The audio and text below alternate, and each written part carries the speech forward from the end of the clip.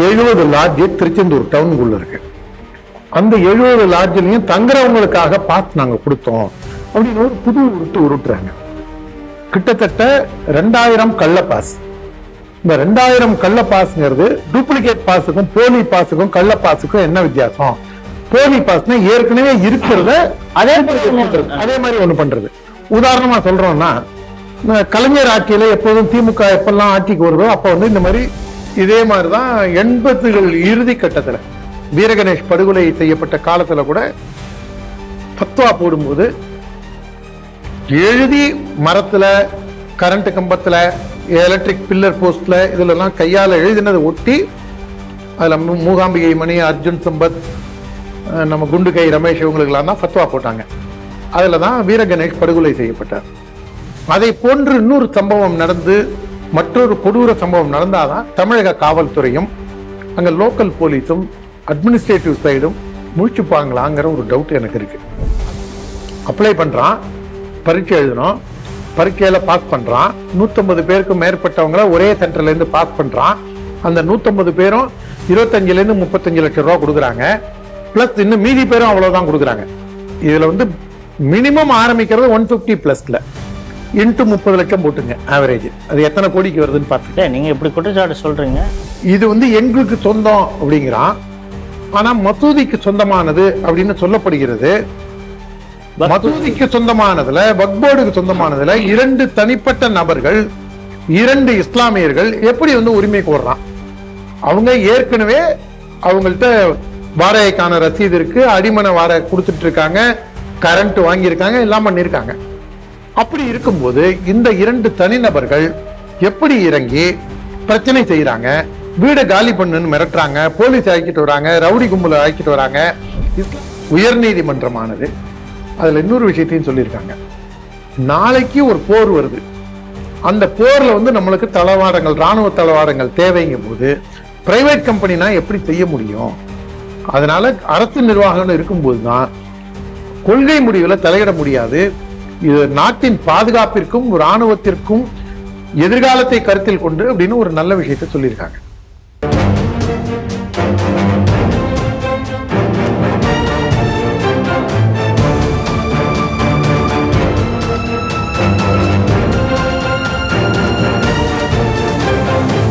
Sri TV நேயர்களுக்கு வணக்கம்.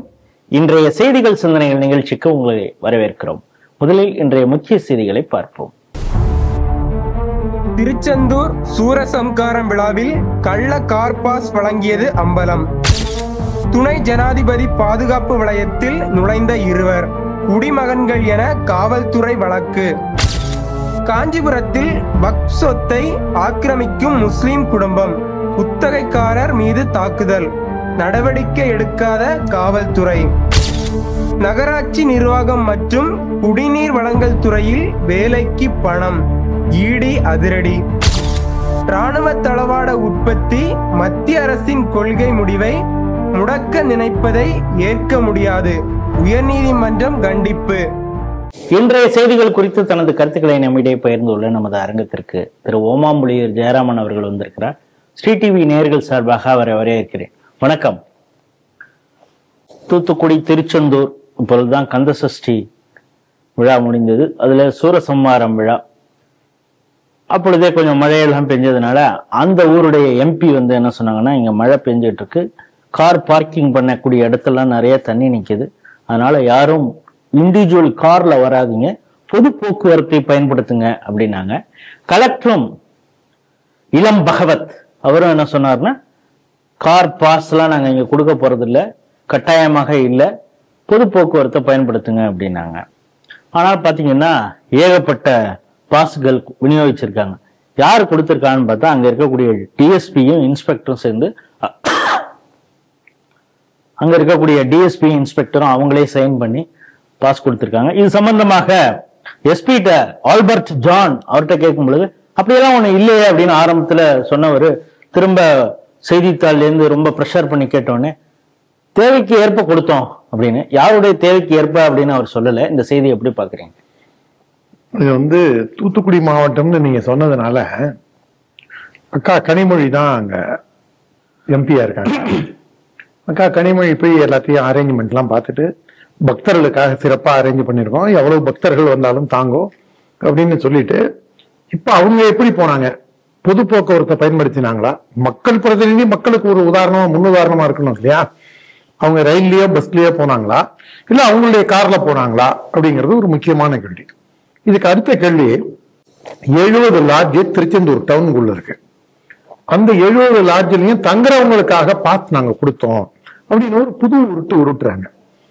கிட்டத்தட்ட 2000 கள்ள பாஸ். இந்த 2000 கள்ள பாஸ்ங்கிறது டூப்ளிகேட் பாஸுக்கும் போலி பாஸுக்கும் கள்ள பாஸுக்கும் என்ன வித்தியாசம்? போலி பாஸ்னா ஏற்கனவே இருக்கிறத அதே மாதிரி ஒண்ணு பண்றது. உதாரணமா சொல்றோம்னா, கலைஞர் ஆட்சியில எப்போதும் திமுக எப்பெல்லாம் ஆட்சிக்கு வருதோ அப்ப வந்து இந்த மாதிரி திருட்டு சம்பவங்கள் தொடர்ந்து நடக்குது. இந்த டூப்ளிகேட் அடிக்கிறது. அறிஞர் அண்ணாதுரை ஆட்சியில சிஎம்ஆ இருக்கும் போதே உலகத்தமிழ் மாநாடு சென்னையில நடக்கும் போது, இப்ப அந்த ஆஸ்பத்திரி இருக்கு பாருங்க, இந்து பத்திரிகைக்கு ஆப்போசிட்ல இருக்கு பாருங்க, அந்த இடத்துல ஓமாந்தூர் எஸ்டேட்ல இதுக்கு உலகத்தமிழ் மாநாட்டுக்கு வந்து டூப்ளிகேட் டிக்கெட் அடிச்சு வித்தாங்க அப்படின்னா, அது வரைக்கும் காசு கொடுத்து அந்த உலகத்தமிழ் மாநாட்டுக்கு போனா அடுத்த நாள்ல இருந்து எல்லாரும் ஃப்ரீயா வாங்கட்டாங்க. இது பத்திரிகை செய்தியான ஒண்ணு. அதே மாதிரிதான் திமுக ஆட்சியிலையும் பஸ் டிக்கெட், போலி பஸ் டிக்கெட் அப்படிங்கறத பார்த்திருப்பீங்க. கிரிக்கெட் மேட்ச் மெட்ராஸ் ஸ்டேடியத்தில் நடக்கும்போது அங்கேயும் வந்து பார்க்கிங்க்கு அது ஒரு பெரும் ஊழல் நடந்தது கடந்த கால வரலாறு. இந்த கழகங்களோட இந்த மாதிரி ஊழல்களை நீங்க பிரிக்கவே முடியாதுங்கிறது இந்த உதாரணம். இந்த வழிமுறையில தான் இந்த கள்ள பாஸ், போலி பாஸ்னா ஒரிஜினல் அடி இருந்து அதுக்கு ஒரு டூப்ளிகேட் தயார் பண்றது. இது பாஸே கிடையாது. இல்லாத பாஸை இவங்களே வந்து டிஎஸ்பி இன்ஸ்பெக்டருமா கையெழுத்து போட்டு லோக்கல்ல சர்க்குலேட் பண்றாங்க. 70 லாட்ஜ், அதுல தங்குறவங்களுக்கு மற்றும் விவிஐபி யார் கேட்கிறாங்களோ அவங்களுடைய தேவைக்கேற்ப, அந்த இயக்கத்தின் தேவைக்கேற்ப அப்படிங்கிறாங்க. இயக்கத்தின் தேவைங்கும் போது அண்ணன் விபி ஜெயக்குமாரை கேட்டிருக்கணும். நம்ம ஏதோ ஒரு காரணத்தினால அவர் கேட்க முடியாம போயிடுச்சு. இந்துக்களுக்காக வாதாட போராட பரிந்து பேசி இருக்கக்கூடிய இயக்கம் இந்து முன்னணி. இந்து முன்னணியின் மிக முக்கிய பொறுப்பாளராக இருக்கக்கூடியவர், அந்த பகுதியிலேயே வாழக்கூடியவர், அந்த கோவிலின் நடக்கக்கூடிய அட்டூழியங்களை தட்டி கேட்பவர் அண்ணன் விபி ஜெயக்குமார். ஒரு சிங்கம் போன்ற அந்த பிரச்சனைகளை எடுத்து கையாளக்கூடியவர். அவருக்கு பாஸ் வந்ததா, இல்ல ராஜா கண்ணனுக்காவது பாஸ் வந்ததா, இல்ல நம்ம டாக்டர் அரசராஜாக்காவது பாஸ் கொடுத்தாங்களா முன்னாள் இந்து முன்னணி தலைவர்? இல்ல சங்கத்துல பிஜேபி காரங்களை கூட விடுங்க, அது அரசியல்னு உங்களுக்கு போயிடும். RSS விசுந்து பட்சத்துல யாருக்காவது கொடுத்தாங்களா? ஏன்னா முக்கியமான இயக்கங்கள் அப்படிங்கும் போது ஆலயத்தையும் இந்து சமுதாய பண்பாடு கலாச்சாரத்தையும் பாதுகாக்கக்கூடிய ஏதாவது ஒரு இயக்கத்துக்கு உங்களுக்கு 1000 கருத்து மாறுபாடுகள் இந்த இயக்கத்தோட யாருக்காவது கொடுத்தாங்களா? இது ஒரு கேள்வி.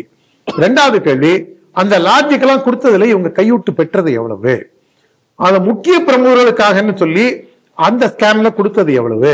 ஏன் கலெக்டர் முன்னாடி இல்ல, இளம் பகவத் இல்லைன்னு மறுத்தாரு, அதுக்கப்புறம் ஆமா தேவைக்கேற்ப கொடுத்தோம் அப்படிங்கிறாரு. இல்ல தேவைக்குள்ள ஏற்போம் அப்படின்னு சொல்றது எஸ்பி. எப்படி எங்க இருந்து வந்தது? முன்னாடி இல்லவே இல்லைன்னு நீங்க இப்ப டிஎஸ்பியே கையெழுத்து போட்டிருக்காருன்னா அப்ப எஸ்பிக்கு தெரியாதா?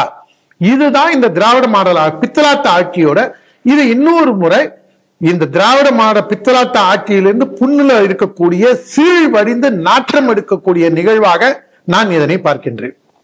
துணை ஜனாதிபதியாக பதவியேற்றவுடன் தமிழ்நாட்டுக்கு, அதுவும் குறிப்பாக அவர் சார்ந்த கோயம்புத்தூருக்கு வருது தான் முதல் முறை. அப்படி ஒரு நிகழ்ச்சியிலே பங்கெடுக்க மேதகு சிபி ராதாகிருஷ்ணன் அவர்கள் வந்தார். எப்போவுமே ஒரு புரோட்டோகால் இருக்கு. இது போல பிரதமர், குடியரசுத் தலைவர்கள்லாம் வராங்கன்னா ஒரு பாதுகாப்பு வளையத்தை ஏற்படுத்துவாங்க. அவங்க ஏர்போர்ட்லேருந்து அடுத்தது எங்கே கெஸ்ட் ஹவுஸ் போகிற வரைக்கும், கெஸ்ட் ஹவுஸ்லேருந்து எந்த ஃபங்க்ஷன் ஹாலுக்கு போகிற வரைக்கும் அவங்க வந்து ஒரு பேரிகார்டெலாம் போட்டு பாதுகாப்பு வளையத்தை இது பண்ணுவாங்க. அவங்களுடைய போக்குவரத்து இடைஞ்சல் இல்லாமல் இருக்கணுங்கிறது. ஆனால் இப்படி பாதுகாப்பு வளையத்தை எல்லாம் இருந்த பொழுதும் கூட இந்த பாதுகாப்பு வளையத்தை உடைச்சிக்கிட்டு ஒரு 2 வீலர்ல 2 பேர், அதுவும் ஹெல்மெட்லாம் இல்லாமல் வந்திருக்காங்க. இப்பொழுது அது சம்பந்தமாக காவல்துறை என்ன அறிக்கை கொடுத்துருக்காங்கன்னா, இது மாதிரி வேகமாக மக்களை வந்து அச்சுறுத்தல் வகையில் அவங்க போனாங்க, இது பாதுகாப்பு குறைபாடுன்னு சொல்ல முடியாது, இவங்க வந்து இது போல நடந்திருக்காங்க. ஏன் நடந்திருக்காங்க அப்படின்னு நாங்கள் பார்த்தோம்னா, அவங்களுடைய மெடிக்கல் செக் பண்ணுறப்ப அவங்க வந்து மது அருந்திருக்காங்க. அது மாதிரியான வழக்கு பதிவு செய்து விசாரணை நாங்கள் செய்து கொண்டு இருக்கிறோம் அப்படிங்கிறாங்க. இந்த செய்தி எப்படி பார்க்குறீங்க? அதுங்க இதை போன்று அதுவும் கோயம்புத்தூர் மாதிரி பகுதியில் தொடர்ந்து இதை போன்ற இம்சைகள், இது இம்சைன்னு நம்ம கடந்து போயிட முடியாது. இது ஒரு நாள் அட்டா ஒரு நாள் விஸ்வரூபம் எடுத்து மிக பெரும் பிரச்சனையாக வெடிக்கக்கூடிய வாய்ப்பு இருப்பதாகத்தான் நான் கருதுகிறேன். அந்த போலீஸ்ல அந்த 2 பேர் அப்படின்னு சொன்னாங்க, இதுல 2 பேர் வேற மீடியாக்கள்ல 2 பேர் வந்திருக்குது. அது அவங்க மர்மமானவர்களா இந்த 2 பேரும்? இதே மாதிரிதான் 80கள் இறுதி கட்டத்துல வீரகணேஷ் படுகொலை செய்யப்பட்ட காலத்துல கூட ஃபத்வா போடும்போது எழுதி மரத்துல, கரண்ட் கம்பத்துல, எலக்ட்ரிக் பில்லர் போஸ்ட்ல இதுல எல்லாம் கையால எழுதினதை ஒட்டி அதுல மூகாம்பிகை மணி, அர்ஜுன் சம்பத், நம்ம குண்டுகை ரமேஷ் இவங்களுக்கு எல்லாம் தான் ஃபத்வா போட்டாங்க. அதுலதான் வீரகணேஷ் படுகொலை செய்யப்பட்டார். அதை போன்று இன்னொரு சம்பவம் நடந்து, மற்றொரு கொடூர சம்பவம் நடந்தாதான் தமிழக காவல்துறையும் அங்க லோக்கல் போலீஸும் அட்மினிஸ்ட்ரேட்டிவ் சைடும் முழிச்சுப்பாங்களாங்கிற ஒரு டவுட் எனக்கு இருக்கு. அதை தாண்டி இந்த வண்டியை நேற்று இந்த சம்பவம் நடந்திருக்கு. நேற்று விடிகாலை, அதாவது செவ்வாய்க்கிழமை கருக்கல்ல ஒரு 2:30 மணி 3 மணிக்கு வாளையார் செக் போஸ்ட்ல இந்த வண்டிக்கு ஒரு கேஸ் ஆயிருக்கு. கேரளால இருந்து வருது, பாலக்காடுல இருந்து வரும்போது வாளையார் செக் போஸ்ட் தாண்டி தான் தமிழ்நாட்டுக்குள்ள கோயம்புத்தூர் மாவட்டத்துக்குள்ள நுழைய முடியும்.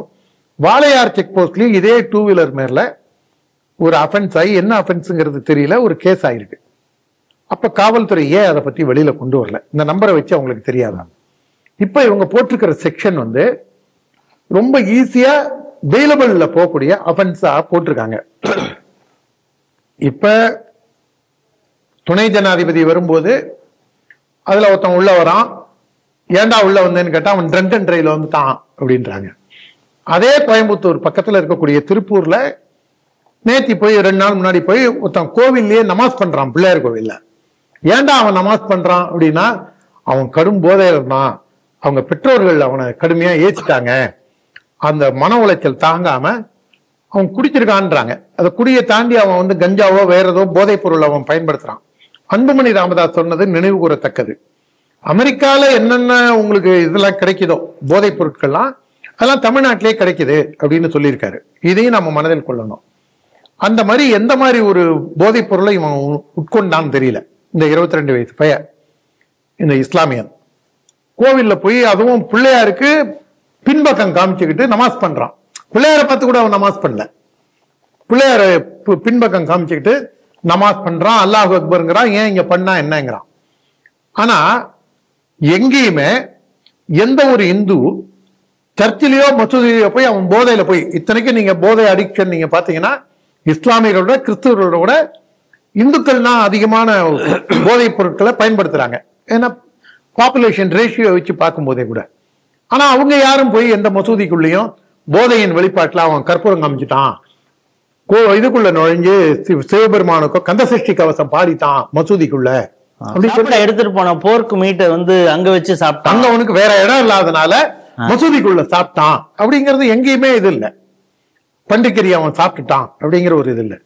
அவன் சர்ச்சுக்குள்ள போய் மாரியம்மனை கும்பிட்டான், கூழ் ஊத்துறது இங்க ஊத்தினா என்ன, மேரியும் ஒண்ணு மாரியும் ஒண்ணு அப்படிலாம் எதுகை மோனையில யாரும் பேசுறது இல்லை. அதே மாதிரி இப்ப சிபிஆர் இதுக்கு உள்ள வந்த மாதிரி தமிழக முன்னாள் முதல்வர் எதிர்கட்சி தலைவர் எடப்பாடி பழனிசாமி கூட்டத்துல ஆம்புலன்ஸ் குறுக்கையும் நடுக்கையும் விட்டு எம்டி ஆம்புலன்ஸை பத்தி அவரே பேசியிருக்காரு. அதே மாதிரி ஜோசப் விஜய் கூட்டத்திலையும் ஆம்புலன்ஸ் விட்டுதான், அதுவும் ஒரு விதத்துல அந்த ஸ்டாம்ப் எடுக்க 41 பேர் பலியாவதற்கு அதுவும் ஒரு காரணம் என்று சொல்லப்படுகிறது. அதுக்கும் கொஞ்சம் முன்னாடி போனீங்கன்னா ஒரு மானங்கட்ட கட்சி ஒண்ணு இருக்கு பாத்தீங்களா, டார்ச் லைட்டை வச்சு, எத்தனையோ கட்சி திமுக கூட்டணி கட்சி இருக்காதானே நீங்க சொல்ல வரீங்க, மானங்கட்ட கட்சின்னு ஒண்ணு டார்ச் லைட்டை வச்சு டிவியை உடைப்பானு. என்னது மக்கள் அநீதி மையம், மக்கள் நீதி மையம், மக்கள் அநீதி மையம். ஏன்னா அவங்க மக்களை ஏமாத்துறது தானே. ஒரு கெட்ட வார்த்தை இவரை திட்டணும்னா தமிழக முதல்வர் எப்படி விமர்சிங்கன்னா, ஸ்டாலின் அப்படின்னு சொன்னாலே அதுவே அது ஒரு வெசவு தான். ஸ்டாலின்ங்கிறதே ஒரு அறிவுறுப்பான ஒரு நபர் அப்படிங்கிறத அப்படி சொன்ன அந்த கமலஹாசன் அவரும் சொன்ன வீடியோ இப்ப திரும்பி வைரல் ஆயிட்டு இருக்கு, பார்த்திருப்பீங்க. எங்களுடைய கூட்டத்துக்குள்ள ஆம்புலன்ஸ் விட்டு கலைக்கிறாங்க அப்படின்னு சொன்னது. நான் என்ன கேட்கிறேன், ஸ்டாலின் கூட்டத்திலேயோ உதயநிதி ஸ்டாலின் கூட்டத்திலேயோ அக்கா அவ்வளவு ஏன் இவங்களுக்கு ஸ்டாலின் உதயநிதி ஸ்டாலினுக்கு வேண்டாத அக்கா கனிமொழி கூட்டத்திலேயோ ஆம்புலன்ஸ் ஏன் எங்கேயும் போக மாட்டேங்குது? அப்ப அவசர தேவை மக்களுக்கு தேவைப்படல. இப்ப இவங்க எல்லாம் வரும்போது மட்டும்தான் ஆம்புலன்ஸ் வரும். மனநோய் பீடிக்கப்பட்டவன் கோவிலுக்குள்ள வந்துதான் சிலையை உடைப்பான். அவன் மசூதிக்குள்ளேயே சர்ச்சுக்குள்ளேயே போய் எதுவும் செய்ய மாட்டான். மனநோய் பிறண்டவன் சாமி சிலையை தான் உடைப்பான். அவன் தர்காக்கோ மசூதிக்கோ சர்ச்சுக்கோ பெரியார் சிலைக்கோ அண்ணாதுரை சிலைக்கோ அவன் போக மாட்டான். அவன் ஏன் போதையின் தாக்கத்திலேயோ இல்லைன்னா ஒரு மனநோயின் தாக்கத்தினால அவன் ஏன் ராமசாமி சிலையில போய் கை வைக்க மாட்டான்? அவன் ஏன் கரெக்டா இந்து மத கடவுள்கள் மட்டும் வரான்? இதுக்கான விடை நீங்க தேடினீங்கன்னா, ஏன் இவன் வந்தான், இந்த 2 பேர் வந்தான், அந்த 2 பேர் யாருங்கிறது தெரியும். ஏற்கனவே கோயம்புத்தூர்ல பாம்பு வெடிச்சு கிட்டத்தட்ட 100 பேர் இறந்த வரலாறு கோவைக்கு உண்டு. 1000 கோடி ரூபாய்க்கு மேல் நஷ்டம் ஏற்பட்டது உண்டு. அத்வானிக்கும் பைப்பு பாம்பு வச்சுட்டு இப்படிதான் கதையெல்லாம் உருட்டினானுங்க. அதெல்லாம் இல்லைங்க, பைப்பு பாம்புனா என்ன அப்படின்னு சொல்லி கடைசியில் அபூபக்கர் சித்திக் வரைக்கும் இன்னைக்கு அதுல தேடப்படும் குற்றவாளியா இருந்து அதுல பல பேர் அதுலயும் இருக்காங்க. இப்ப யாராவது 4-10 பேர் செத்தாதான் தமிழக அரசு நடவடிக்கை எடுக்குமா என்பது என்னுடைய கேள்வி. இதுல அடுத்தது இன்னொன்னு சொல்லலாம். துணை ஜனாதிபதி சிபிஆர் அவர்களே இதுல அப்படி ஒண்ணும் அந்த லேப்ஸ் இல்ல அப்படின்னு சொல்றாங்கன்னா, ஒருவேளை அதை ஒரு பதட்டத்தை ஏற்படுத்த வேண்டாம், அவருடைய லெவல்ல இருந்து அதை ஒரு பூச்சி மொழிகி பாலிஸ்டரா டிப்ளமேட்டிக்கா கொண்டு போனோம். அவர் அரசியல்வாதி கிடையாது, no is a diplomat no. அதனால அந்த லெவல்ல இருந்து அவர் ஒருவேளை அப்படிதான் பேச முடியும்னு நினைக்கிறேன். ஏன்னா அவருடைய நெருங்கி பழகினதுனால நான் சொல்றேன். அப்படி இருக்கும்போது சிபிஆர் சொன்னார் அப்படிங்கிறதுனால, சிபிஆரே சொன்னாலும் மேதகு துணை ஜனாதிபதி அவர்களே சொன்னாலும் அவருக்கு பாதுகாப்பு கொடுக்க வேண்டியது ஒவ்வொரு பாரத குடிமகன், குறிப்பாக தமிழக குடிமகன், கோவையை சேர்ந்த அனைவருக்கும் அந்த பொறுப்பு உள்ளது. அதன் அடிப்படையில் அவர்கள் யார், அவர்கள் எந்த ஊரை சேர்ந்தவர்கள், அந்த 2 பைக்ல 2 பேர் வந்தானே ட்ரங்க் அண்ட் டிரைவ்ங்கிறாங்களே, அவங்களுடைய பெயரையும் வயதையும் வெளியிட்டு அவர்கள் பின்னணியும் வெளியிட்டு அவர்களுக்கு வேறு ஏதாவது இயக்கங்களுடன் தொடர்பு இருக்கின்றதா என்பதையும் வெளியிட வேண்டிய கட்டாயத்தில் தமிழக அரசும் காவல்துறையும் இருக்கின்றது. ஏற்கனவே நீங்க சொல்லியிருக்கீங்க ஊழலையும் திமுகவையும் பிரிக்க முடியாது அப்படின்னு சொல்லி. இப்பொழுது அது போன்ற ஒரு விஷயத்தை தான் இடி அவங்களுடைய ஒரு கடிதம் போக்குவரத்து முதல்வருக்கு, அதாவது தமிழக அரசுக்கு கொடுத்துருக்காங்க, நடவடிக்கை எடுக்கணும் அப்படின்னு சொல்லி. யார் மீது நடவடிக்கை எடுப்பது அப்படின்னா, நகராட்சி நிர்வாகம் மற்றும் குடிநீர் வழங்கல் துறை. இங்க இளம் பொறியாளர்கள், இளநிலை பொறியாளர்கள், உதவி பொறியாளர், துப்புரவு ஆய்வாளர், இதற்கெல்லாம் எக்ஸாம் நடத்தியிருக்காங்க. 1,00,000க்கும் மேற்பட்டவர்கள் இந்த எக்ஸாம் எழுதியிருக்காங்க. வேக்கன்சி அதுக்கப்புறம் காலி பணியிடங்கள் பார்த்தீங்கன்னா 2538. கடந்த ஆகஸ்ட் 6ஆம் தேதி முதல்வரே அவங்களுக்கு பணி நியமனம்லாம் வழங்கியிருக்காரு. அதுல கிட்டத்தட்ட ஒரு 150 பேருக்கு பணம் வாங்கி கொண்டுதான் இவங்க நியமனம் பண்ணியிருக்காங்க. அதுவும் 25 to 35 லட்சம் வரைக்கும் வாங்கியிருக்காங்க அப்படிங்கிறது. இந்த தகவல் எப்படி கிடைச்சது அப்படின்னு பார்த்தா, ஏற்கனவே இது சம்பந்தமாக ஒரு ரெய்டு நடந்திருக்கு. அதில் கிடைத்த ஆவணங்கள், அந்த டாக்குமெண்ட்ஸ் வச்சுதான் நாங்க சொல்றோம்னு இடி சொல்லியிருக்காங்க. ஆகவே இந்த துறை சம்பந்தப்பட்டவர்கள் மீது நடவடிக்கை எடுக்கணும்னு சொல்லியிருக்காங்க. இந்த செய்தி எப்படி பாக்குறீங்க? அதாவதுங்க, 150 பேர் பரீட்சை எழுதினாங்கன்னு சொல்றீங்க பாருங்க. அந்த 150 பேர், அந்த 2400 பேர் உள்ள வேகன்சிக்கு 1,00,000க்கு மேற்பட்டவங்க எழுதியிருக்காங்க. அதுல சென்டர் எல்லாருக்கும் அண்ணா பல்கலைக்கழகத்துல தான் இவங்களுக்கு சென்டர் போட்டிருக்காங்க. எக்ஸாம் கண்டக்ட் பண்றதே அங்கதான் கண்டக்ட் பண்ணிருக்காங்க. பல்வேறு இடங்கள்ல கண்டக்ட் பண்ணதுல அதுவும் ஒரு சென்டர். அந்த சென்டர்ல 150 பேரை காப்பி அடிக்க விட்டுருக்காங்க. இந்த செலக்ட் ஆனவங்கள, இந்த 2400 பேர்ல 150 பேரை காப்பி அடிக்க விட்டு அவங்கள பாஸ் பண்ண வச்சு அவங்கள இந்த திராவிட எப்படிலாம் சிஸ்டமேட்டிக்கா வேலை செய்து பாருங்க. திராவிடத்தின் நுணுக்கம், இந்த திராவிட ஆட்சியின் அவலம்ங்கிறது எங்க இருந்து ரூட் எங்க இருந்து வருது பாருங்க. அந்த 150 பேரும் பரீட்சை எழுதுறதுக்கு முன்னாடியே பணத்தை கொடுக்குறான்னு நினைக்கிறேன். பரீட்சை எழுதுறான், பாஸ் பண்ண வைக்கணுமேங்கிறதுக்காக அவனை காப்பி அடிக்க விடுறாங்க. அதுல எவ்வளவு பேர், அங்க 20,000 பேரோ 2,000 பேரோ எழுதினா, அதுல இந்த 150 பேர் மட்டும் இவங்களை தனியா ஐசோலேட் பண்ணி இவங்களுக்கு பணி நியமன ஆணையம் கொடுக்கப்படுகின்றது. இதுக்கு முன்னாடிதான் ட்ரூ வேல்யூ ஹோம் அப்படிங்கிற KN நேருவோட தம்பியோட ரியல் எஸ்டேட் நிறுவனம், அதுல இடி ரைடு நடக்குது. அந்த இடி ரைடுல தான் அங்க ஒரு பெரும் பணம் கைப்பற்றப்படுகிறது, லிக்விட் கேஷ் கைப்பற்றப்படுகிறது. அதுல கையால் எழுதி வச்சிருந்தாங்களா, பென்சிலால் எழுதி வச்சிருந்தாங்களா, இல்ல அமாவாசை என்று சந்திரனை பார்த்தாயா அப்படின்னு ஏதாவது கோடு வேடு வச்சிருந்தாங்களா, இந்த விசு படம், எஸ் வி சேகர் நடிச்ச படம் சிதம்பர ரகசியம் மாதிரி அந்த மாதிரிலாம் ஏதாவது எழுதி வச்சிருந்தாங்களா ஒரு எழுவும் தெரியல. ஆனா ஏதோ அவங்களுக்கு க்ளூ கிடைச்சு இந்த பணம் அதை சேர்ந்ததுதான் அப்படிங்கிறத கரெக்டா செயின் லிங்க்ல கொண்டு போயிட்டாங்க. அப்ளை பண்றான், பரீட்சை எழுதணும், பரீட்சையில பாஸ் பண்றான். 150 பேருக்கும் மேற்பட்டவங்கள ஒரே சென்டர்ல இருந்து பாஸ் பண்றான். அந்த 150 பேரும் 25 இருந்து 35 லட்சம் ரூபாய் கொடுக்குறாங்க. பிளஸ் இன்னும் மீதி பேரும் அவ்வளவுதான் கொடுக்குறாங்க.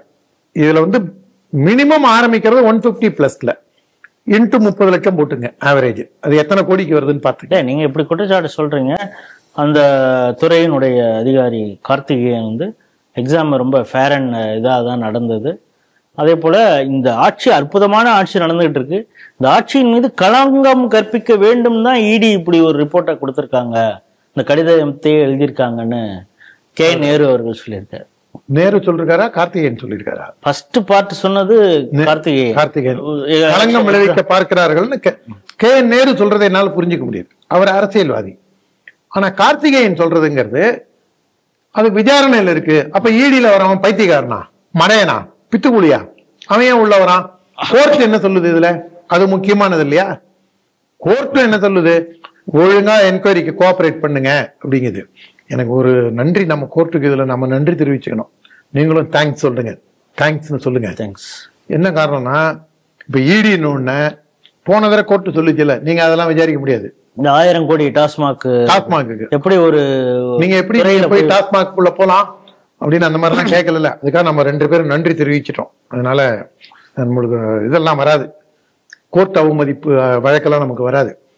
அதனால நீதிமன்றமும் இதுல வந்து இதை விசாரிக்கணும், யார் யாருக்கெல்லாம் பணம் போச்சுங்கிறத நீங்க எங்களுக்கு அறிக்கை கொடுங்க.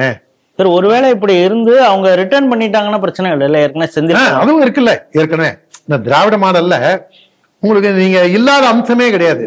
இதுல 360 டிகிரியில அவங்க ஊழலை பத்தின ஒரு மிகப்பெரிய ஒரு அவங்க யூனிவர்சிட்டி எல்லாம் கூட தாண்டி அடுத்தது அவங்க வந்து ஒரு நாடே வைக்கலாம். இந்த ஊழலின் ஊற்றுக்கண் எப்படி வந்து சின்ன லெவல்ல இருந்து பெரிய லெவல் வரைக்கும் ஊழலை பண்ணிட்டு வெக்கமே இல்லாம எப்படி சிரிச்சுட்டே வருது. பேண்ட்ல உச்சா போனா கூட அதை பத்தி கவலைப்படாம நான் லஞ்சமே வாங்கலன்னு சொல்றது, அதுக்கப்புறம் பணத்தை தான் திருப்பி கொடுத்துட்டேனே அப்படின்னு சொல்றது. இந்த மாதிரி விதவிதமான உருட்டுகள்ல ஒன் ஆஃப் த உருட்டு. இப்ப பணத்தையே திருப்பி கொடுத்தா கூட அப்ப நீ ஏன் வாங்கின, ஏன்டா தென்னை மரத்து மேல ஏறின, புல்லு புடுங்க ஏறின, தென்னை மரத்துல எங்கடா புல்லு இருக்கும், அதான் இறங்கிட்டேனே அப்படிங்கிற கதை தான் இது. இந்த மாதிரி ஒரு ஒரு கேவலமான ஒரு கேடுகட்ட விஷயங்களை செய்யக்கூடியதுதான் இந்த திராவிட மாடல் ஆட்சி. இவங்க என்ன சொல்றாங்க, இதுல இந்த ஊழலுக்கு ஈடி உள்ள வந்ததுனால்தான் இதை பத்தி தெரியுது. ஸ்டேட்ல இருக்கக்கூடிய விஜிலன்ஸோ, ஸ்டேட்ல இருக்கக்கூடிய ஆன்டி கரப்ஷன் யூனிட்டோ, ஸ்டேட்ல இருக்கக்கூடிய இன்னும் பிற டு மானிட்டர் தி கமிட்டி, அதெல்லாம் யாருமே அதை பத்தி கண்டுக்கவே இல்லை, பேச்சு மூச்சே இல்லை. இந்த இப்படிலாம் இருக்கும்போது கூட எங்க மேல குற்றம் சுமத்துறதுக்காக சொல்றாங்க. ஏன்யா அது ஏன் ட்ரூ வேல்யூ உங்களுக்கு கிடைச்சது, அங்கே இருந்தானே இங்க வரான், அவங்களுக்கு வேற ஒரு டிப்பா கிடைச்சி அதுக்கு போறாங்க. அது நடந்து 1 வருஷம் ஆச்சு. இதுக்கு எல்லாத்தையோட கூத்து என்னன்னா, தமிழக முதல்வர் இந்த லஞ்சம் கொடுத்து வேலைக்கு சேர்ந்தா பாருங்க, அவனுக்கு எல்லாம் பணி நியமன ஆணையம் வழங்கி இருக்காரு. அவரு பாவம் பொம்மை முதல்வர், போட்டோ ஷூட் கூப்பிட்டு போயிருப்பாங்க. சின்ன பிள்ளை வெளியூர் போறேன்னா டாட்டா நான் ஜன்னலோரம் உட்காந்துட்டு வருவேன் அப்படிங்கிற கதையை அவரும் இந்த பஸ்ல ஜன்னலோரம் உட்காந்து வேடிக்கை பார்த்துட்டே போவோம்ல, காத்து படும்போது ஜாலியா வேடிக்கை பார்த்துட்டு, அந்த மாதிரி அவரும் டாட்டா போறோம், நம்மளை அழைச்சிட்டு போறாங்க, இன்னைக்கு நம்மள 4 போட்டோ பிடிப்பாங்க, நம்ம கிட்ட 4 பேர் பொக்கே கொடுப்பாங்க அப்படின்னு அவரும் ஒரு மாநிலத்தின் முதல்வரை இப்படி எல்லாம் கண்டல் செய்ய. என்னங்க அவர் ஏதாவது கெட்ட வார்த்தையில திட்டினேன்னா, இன்னைக்கு தென்காசிலேயே நலத்திட்ட விதைகள்லாம் இது பண்ணி வீடு கட்டிக்கிட்டு இருக்காங்க, அஸ்திவாரம் எல்லாம் போட்டிருக்காங்க, அதையெல்லாம் இன்னைக்கு போய் பார்த்திருக்காரு. அப்படிங்கிறப்ப சாதாரண மக்கள், எளிய மக்களுக்கு இந்த கவர்மெண்ட் எப்படி ரீச் ஆயிருக்குங்கிறத அவர் பாக்குறாரு, அதை போட்டோ பிடிக்கிறாங்க, அதை எப்படி எல்லாம் கிண்டல் செய்ய. அவர் பொறுத்த வரைக்குங்க எதை செய்யணும், ஒரு திருக்குறள் தான், செய்ய வேண்டியதை செய்யாம செய்ய வேண்டாததை செய்யறதுங்கிறது இருக்கு பாருங்க.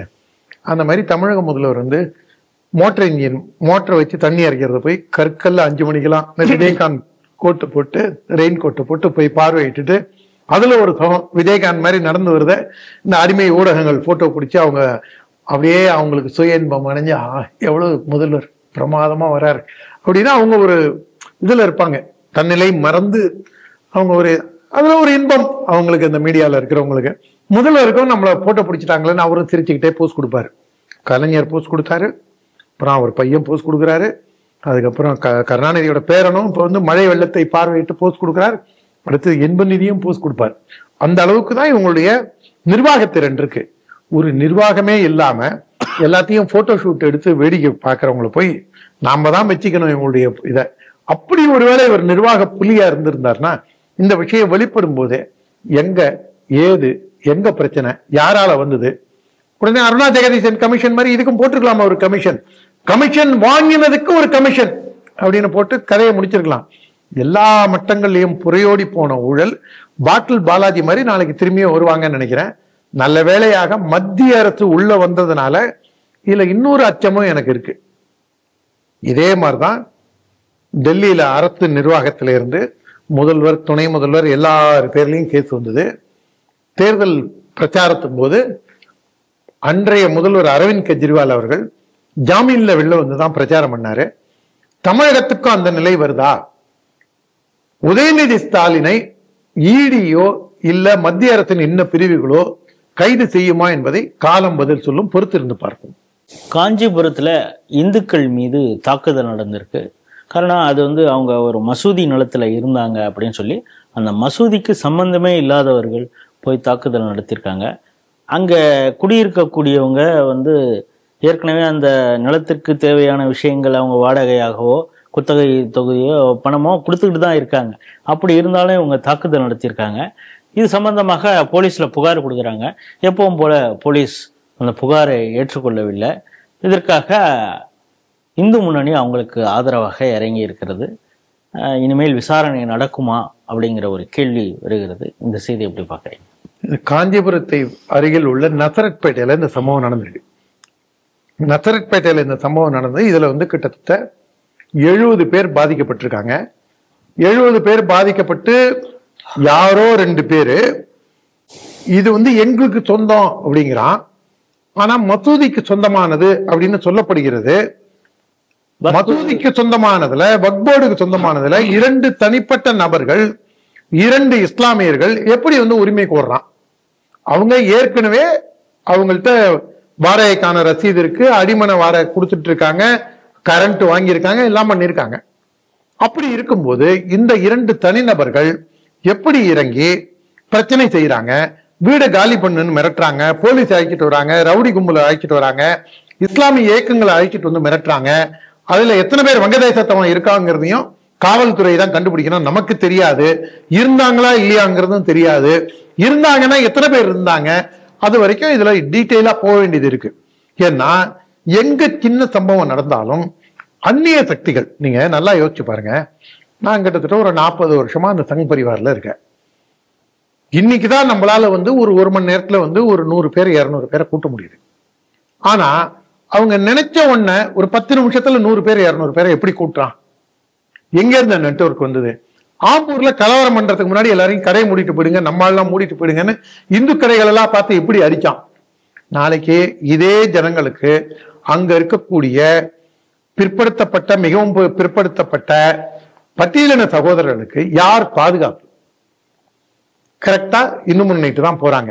இந்த மாதிரி இவங்க பிரச்சனை பண்றாங்கன்னு இந்து முன்னணி வழக்கறிஞர் சரவணன் மற்றும் இந்து முன்னணியின் முழு நேர ஊழியர்கள் போய் இந்த கேஸை எடுத்துட்டு காஞ்சிபுரம் டவுன் போலீஸ் ஸ்டேஷன்ல போய் கம்ப்ளைண்ட் கொடுத்து இப்பதான் அவங்களுக்கு ஒரு பாதுகாப்பு வந்ததாக உணர்ந்து அவங்களுக்குள்ள ஒரு அமைதி இப்பதான் வந்திருக்கு அந்த பாதிக்கப்பட்ட இந்துக்கள் தரப்புல. இதுல இன்னொரு விஷயத்தையும் நம்ம பார்க்கணும். காஞ்சி காமாட்சி அம்மன் கோயிலுக்கு சொந்தமான ஒரு நந்தவனம். அந்த நந்தவனம்ங்கிறதே சாமிக்கு பூ கட்டி போடுற ஒரு இடம். அந்த நந்தவனம் காலப்போக்குல ஜனங்கள்லாம் குடிசை போட்டு வாழ்ந்திருக்காங்க. அந்த குடிசையில வந்து இஸ்லாமியர்களும் வந்து செட்டில் ஆயிருந்திருக்காங்க. காலப்போக்கில் இந்துக்கள் வெளியேறியோ வெளியேற்றப்பட்டோ இஸ்லாமிய மயமாயிடுச்சு அந்த நந்தவனம் முழுக்க. அந்த நந்தவனத்துக்குள்ள ஒரு மசூதி கட்டிக்கிறோன்னு போய் அப்பொழுது இருந்த ஜெயேந்திர பெரியவர்கிட்ட போய் கேட்டிருக்காங்க. கட்டிங்களேன்ப்பா, உங்களுக்கு வழிபாட்டுக்கு தானே, கட்டிங்களேன் அப்படின்னு இருக்காங்க. ஒரு பிரம்மாண்டமான மசூதி, ஒரு 1000 பேருக்கு மேல குந்தலாம் அந்த மசூதியில போய் நமாஸ் பண்ணலாம். அப்படி ஒரு மசூதி. அந்த என்ட்ரன்ஸ்ல, அந்த நந்தவனம் என்ட்ரன்ஸ்ல ஒரு 10க்கு 10 இல்ல 20க்கு 15 அவ்வளவுதான். ஒரு 300 சதுர அடியே ஜாஸ்தி, 300-200 சதுர அடிக்குள்ளதான் இருக்கும். நீங்க போனீங்கன்னா உடம்பு குறுக்கிட்டு தான் போகணும், வெளியில வரும்போது சைட் கேட்ல உடம்பு குறுக்கிட்டு தான் வரணும். ஒரு சித்த புருஷரோட சமாதி இருக்கு. அந்த சமாதிக்கு போய் படையல் போடணும் அப்படின்னா அங்க அதுவும் யாரோட இடம்? இந்துக்களுடைய இடம். காஞ்சி சங்கராச்சாரியார் இருக்கட்டும், இஸ்லாமியர்களும் இருக்கட்டும், அவங்களும் இருந்துட்டு போட்டோம் அங்க அப்படின்னு கோவில் இடத்துல காஞ்சி காமாட்சியம்மன் சமஸ்தானத்திற்கு சொந்தமான இடத்திலிருந்து கொடுக்கப்பட்ட இடம். அதுல கொஞ்சம் பெருசா கோவிலை கட்டிக்கிறோம்னு சொன்னா கூட உள்ள விட மாட்டாங்க. ஆனா இதே கேஸ மாத்தி பாருங்க. அதே காஞ்சிபுரத்துல நான் சொன்ன இந்த மசூதிக்கு என்னுடைய அருமை நண்பர் இந்து முன்னணி சென்னை மாநகர தலைவர் இளங்கோவன் அவர்களோட அந்த இடத்த போய் பார்வையிட்டோம். நாங்க அங்க இருக்கக்கூடிய பிரச்சனையை அந்த ஜனங்களும் வந்தாங்க. இன்னி வரைக்கும் அந்த பிரச்சனை ஓயல. இது இந்துக்களுடைய இடத்துல அவங்க வசிச்சுக்கிட்டு எந்த மாதிரி பிரச்சனைகள் வருது பாருங்க. வழிபாட்டு பிரச்சனை, அங்க குடியிருப்பு பிரச்சனை, அவன் வாழறதே அங்க ஒரு நெருக்கடியில வாழறான். ஆனா இங்க இவன் அடிமனை வாடகை கொடுக்கறான், அவங்களுக்கு இசைவா இருக்கான், அவங்களுக்கு எதிர்த்து பேச மாட்டான். இவன் ஒண்ணு அங்க பெரிய கோவில் கட்டல மசூதி நிலத்துல, எந்த விதமான இதுவும் இல்லாத போதே டேய் வெள்ள போடான்னு 4 பேர் விரட்டுறான். இதையும் மீதி அரசியல் கட்சிகள் வேடிக்கை பார்க்கின்றது. அங்கே வசிக்கக்கூடிய நசரட்பேட்டை மட்டுமல்லாது அங்கே சுத்தி இருக்கக்கூடிய இந்துக்களுக்கும் நாளை இதே நிலை வரலாம் என்பதை அவர்கள் உணர வேண்டும். நீதிமன்றம் ஒரு முக்கியமான உத்தரவை பிறப்பிச்சிருக்குது. என்னன்னா, மத்திய அரசு எடுத்துள்ள கொள்கை முடிவுகளுக்கு எதிராக நாங்கள் கருத்து சொல்ல மாட்டோம், எந்த ஒரு உத்தரவும் பிறப்பிக்க முடியாது அப்படின்னு. என்னன்னா, இராணுவ தளவாட உற்பத்தி இது பல விஷயங்களை செய்துகிட்டு இருக்கு இந்த மோடி அரசு வந்ததிலிருந்து. பல நீண்ட விவாதம் இது சம்பந்தமா நடந்த பிறகு ஒரு 7-8 நிறுவனங்கள் இருக்கு. இதையெல்லாம் பொதுத்துறை நிறுவனங்களாக 2021 கேபினெட் கமிட்டியை அப்ரூவ் பண்ணது. இதற்கு எதிராக ஆவடியில் இருக்கக்கூடிய இராணுவ உற்பத்தி தளவாடத்தில் இருக்கிற தொழிலாளர் சங்கம் இதற்கு எதிர்ப்பு தெரிவிக்கிறாங்க. பேச்சுவார்த்தை நடக்கிறது, பேச்சுவார்த்தை தோல்வியடைந்து இவங்க கேஸே போடுறாங்க. அதுக்கு தான் இப்ப நீதிமன்றம் சொல்லியிருக்கு, இது மத்திய அரசுடைய கொள்கை முடிவு அப்படிங்கிறத சொல்லிட்டு இதுல நாங்க தலையிட மாட்டோம், அதனால இந்த வழக்கை தள்ளுபடி செய்கிறோம்னு சொல்லியிருக்காங்க. இந்த செய்தி எப்படி பாக்குறேன்? அந்த தொழிற்சங்கம் யார் பின்னணியில், யார் பின்புலம், அதை நம்ம ஆய்ந்து பார்க்கணும். அதை எப்படியும் இது போல போடுறவங்க, அதாவது இந்தியாவுடைய பாதுகாப்பு நல்லா இருக்கக்கூடாதுன்னு நினைக்கிறவங்க யாரு நினைப்பாங்க அப்படிங்கிறது. அதை சாதாரணமா கம்யூனிஸ்ட் தான் அப்படி இருப்பாங்க. அதுக்கப்புறம் இந்த திராவிடியால் கும்பலும் அதுல இருக்கு. இப்ப அதுல காங்கிரஸ் கட்சியும் சேர்ந்திருக்கு. அதுல நீங்க கொடுமைன்னு கோவிலுக்கு போனா அங்க 2 குடும்பம் கூத்தாடிச்சாங்கிற கதையா, நாங்க இந்த நாட்டுக்கே நாங்க தான் சுதந்திரம் வாங்கி கொடுத்தோம், கடையில இருந்து வாங்கி கொடுத்த மாதிரி நாங்க தான் சுதந்திரம் வாங்கி கொடுத்தோம். ஒருவேளை அப்படிலாம் இருந்தா அனைத்து தரப்பு மக்களும் காங்கிரஸ்ங்கிற ஒரு ஆர்கனைசேஷனுக்குள்ள இணைஞ்சு பணி செஞ்சதுதான். அங்க லெப்டிஸ்ட், கம்யூனிஸ்ட், நேர்நிலை சிந்தனையாளர்கள், தேசிய சிந்தனையாளர்கள், பன்முகத்தன்மை கொண்டவர்கள் எல்லாருக்கும் ஒரே ஆர்கனைசேஷனா எப்படி ராமஜென்மபூமிக்கு விசுந்து பரிஷத் முன்னெடுத்ததோ அதை போன்ற தேச விடுதலைக்காக காங்கிரஸ் பேர்ல முன்னெடுத்தாங்க. அதனாலதான் காந்தியும் சுதந்திரத்துக்கு அப்புறம் காங்கிரஸை கலைச்சிருங்கன்னு சொன்னாரு. ஆனா அந்த கட்சி கூட இன்னைக்கு பிரிவினைவாத பக்கத்துலதான் போய் நின்றுட்டு பேசுது. ராகுல் காந்தியோட பல்வேறு செயல்பாடுகள் அதை நம்ம ஏற்கனவே பல தடவை பேசியிருக்கோம். அதனால அவங்க எல்லாம் செஞ்சிருக்க மாட்டாங்கிற ஒரு இதுல நம்மளால வர முடியாதுங்கிறத இந்த விளக்கத்தையும் நான் கொடுக்குறேன். நல்ல வேளையாக உயர் நீதிமன்றமானது அதுல இன்னொரு விஷயத்தையும் சொல்லியிருக்காங்க. நாளைக்கு ஒரு போர் வருது, அந்த போர்ல நம்மளுக்கு தளவாடங்கள், ராணுவ தளவாடங்கள் தேவைங்க போது பிரைவேட் கம்பெனினா எப்படி செய்ய முடியும்?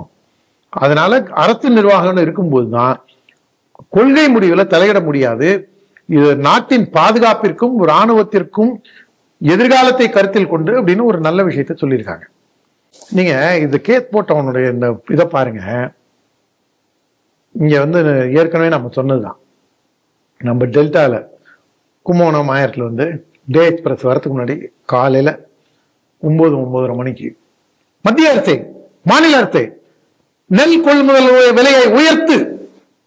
அதே மாதிரி திருச்சி பக்கத்துல மத்திய அரசே, மாநில அரசே கரும்பு விலையை உயர்த்து என்ற ட்ரெயின் ஏறி சாயங்காலம் 4 மணிக்கு மெட்ராஸ் எக்மோர்லயோ மவுண்ட் ரோட்லயோ வெள்ளூர் கோட்டத்திலயோ 5 மணிக்கு அதுல இருந்து ட்ரெயின் வந்ததுல இருந்து 1 ஹவர் கணக்கு வச்சுங்க.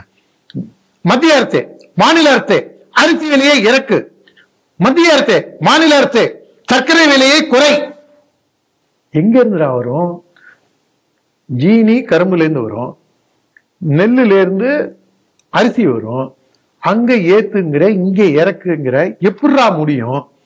இது இந்த சினாப்சிஸ் கொஞ்சம் கூட அவனுக்கு அந்த ஸ்பெசிமன் மாறாம இதுலயும் அவன் உருட்டி இருக்கான் பாருங்க. எல்லா இடங்கள்லயும் என்ன சொல்றான், எவ்வளவு பொதுத்துறை நிறுவனங்களை மோடி உருவாக்கியுள்ளார், நேரு எவ்வளவு உருவாக்கினார், மோடி எவ்வளவு உருவாக்கினார் அப்படின்னு உனக்கு மீம்ஸ் எல்லாம் போட்டு அவங்களுடைய ஜனநாயக கடமை செஞ்சுட்டு போட்டோம். இதை ஒரு பொதுத்துறை நிறுவனமா மோடி உருவாக்கும் போது நீ அதெல்லாம் உருவாக்காத, நீ இதை பிரைவேட்டாவே வை. பிரைவேட்டா இருந்தா அரசு மயமாக்கு, அரசு மயமா இருந்தா பிரைவேட் ஆக்கு. டே வாயால மட்டும் பேசுறா, ஏன்டா ரெண்டு தாலையும் பேசுற அப்படிங்கிற அளவுல தான் இவங்களுடைய இதற்கு. நல்ல வேலையாக நீதிமன்றம் தலையிட்டு நீதி தேவதை ஓங்கி செவில் அறிஞ்சு வேலையை பாடுறான்னு நடிச்சு நாட்டின் நலனுக்காகவும் இந்த இரட்டை வேடம் போடும் இரட்டை நாக்குக்காரர்களுக்கையும் எக்ஸ்போஸ் செய்ததில் நமக்கு மற்றற்ற மகிழ்ச்சி, மிக்க மகிழ்ச்சி. இன்றைய 5 செய்திகள் குறித்து மிக ஆழமாகவும் மிக சுவாரஸ்யமாகவும் ஸ்ரீ டிவி நேயர்களோடு உங்களுடைய கருத்துக்களை பகிர்ந்து கொண்டீங்க. மீண்டும் ஒரு நிகழ்ச்சியில் சந்திப்போம். அதுவரை உங்களிடமிருந்து விடைபெறுகிறோம். நன்றி, வணக்கம். ஜெய்ஹிந்த், ஜெய் ஸ்ரீராம். ஜெய் ஸ்ரீராம். எவ்வளவு நேரம் தம்பியா இருக்க?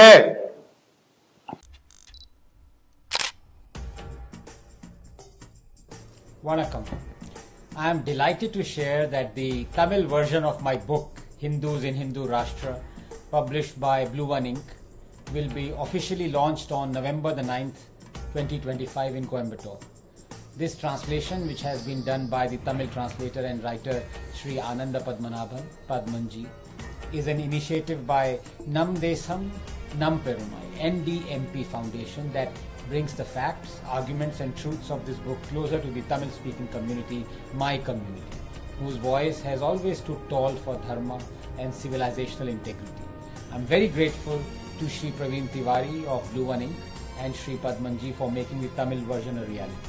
I look forward to being there in person for the book launch and having an interactive Q&A session with all of you.